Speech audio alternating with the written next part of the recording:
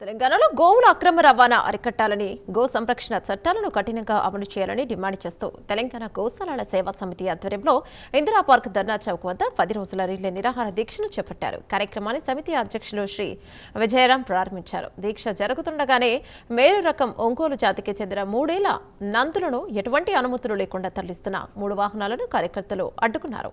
వెంటనే దోమలగూడ పోలీసులకు సమాచారం అందించి వాటిని క్యాటిల్ పాయింట్ కు తరలించారు. పోలీసుల ద్వారా ఎఫ్ఐఆర్ నమోదు చేయించారు.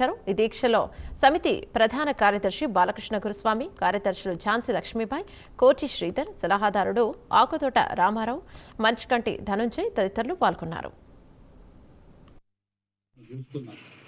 దీనికి కారణం గో ఆధారితమైనటువంటి వ్యవసాయం చేయకపోవడం, గో ఉత్పత్తులు వాడకపోవడం, గోవు గొప్పతనాన్ని తెలియజేసినటువంటి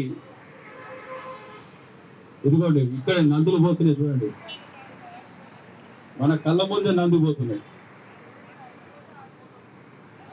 ఆపలేకపోయినాం చూసారా, పట్టపగలే ఎంత ఘోరం జరుగుతుంది చూసారా. మరి మనం ఎందుకు బ్రతుకున్నామైతే నాకైతే అర్థం అవడం లేదు. దీనికంటే చావడం లేదు సాధించకపోతే.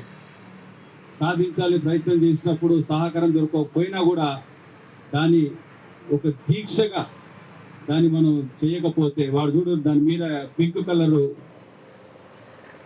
కలర్స్ కూడా వేసి దీక్షగా మన కళ్ళ ముందే తీసుకెళ్ళిపోతున్నాడు, మనల్ని ఏం పీకలేరని. ఇంత ఘోరం జరుగుతున్నా మనం ఆపలేకపోతున్నాం అనేది చాలా బాధాకరం.